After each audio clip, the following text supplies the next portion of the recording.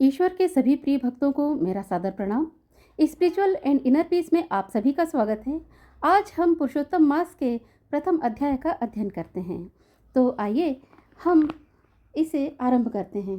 भक्तों की सभी मनोकामनाओं को पूर्ण करने वाले वृंदावन के स्वामी भगवान पुरुषोत्तम को प्रणाम करते हैं और इस पवित्र कथा को आरंभ करते हैं।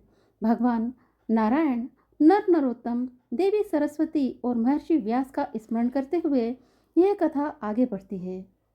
एक समय की बात है, पवित्र नैमिषारण्य में अनेक महान ऋषि मुनि एकत्र हुए थे।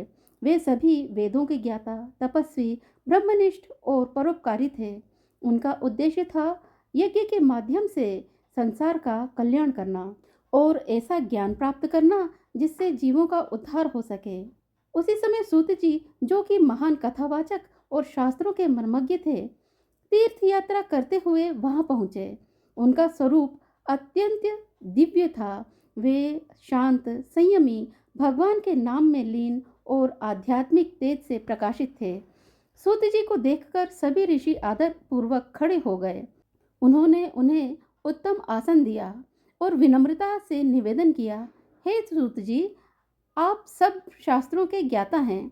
कृपा करके हमें ऐसी कथा सुनाइए जो सारभूत हो, कल्याणकारी हो और हमें इस संसार रूपी सागर से पार लगाने वाली हो। ऋषियों की यह विनती सुनकर सूत जी प्रसन्न हुए और उन्होंने कथा आरंभ की। सूत जी ने बताया कि वे अनेक पवित्र तीर्थों की यात्रा करते हुए वहां पहुंचे हैं।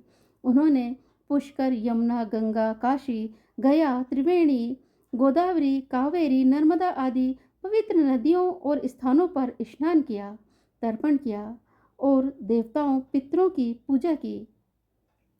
इस तीर्थ यात्रा ने उनके मन को और भी अधिक पवित्र और शांत बना दिया है। यात्रा करते करते वे हस्तिनापुर पहुंचे, जहां उन्होंने सुना कि राजा परीक्षित ने अपना राज्य त्याग दिया है और गंगा तट पर तपस्या कर रहे हैं।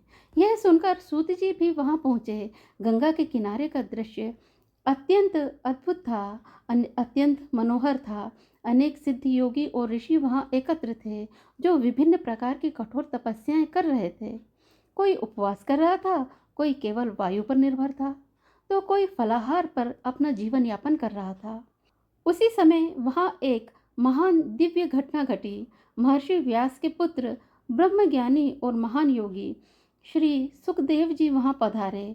वे युवा थे, परंतु उनके भीतर अद्भुत वैराग्य और ज्ञान था। उनका स्वरूप अलौकिक था। वे संसार के मोह से पूर्णतः मुक्त और ब्रह्म में लीन थे। उनके आगमन पर सभी ऋषि मुनि सम्मान में उठ खड़े हो गए और उन्हें एक ऊंचे आसन पर विराजमान किया। सुखदेव जी उस सभा में ऐसे शोभित हो रहे थे जैसे आकाश में चंद्रमा तारों से घिरा हुआ चमकता है, सुशोभित होता है। सभी मुनि उनके चारों ओर बैठकर उनके मुख से ज्ञान और भगवान की कथा सुनने के लिए उत्सुक हो गए। पुरुषोत्तम मास प्रथम अध्याय समाप्त। इसके आगे द्वितीय अध्याय हम इसके अगली वीडियो में सुनेंगे। तब तक के लिए आप सभी भक्तगणों को मेरा हृदय से सादर प्रणाम।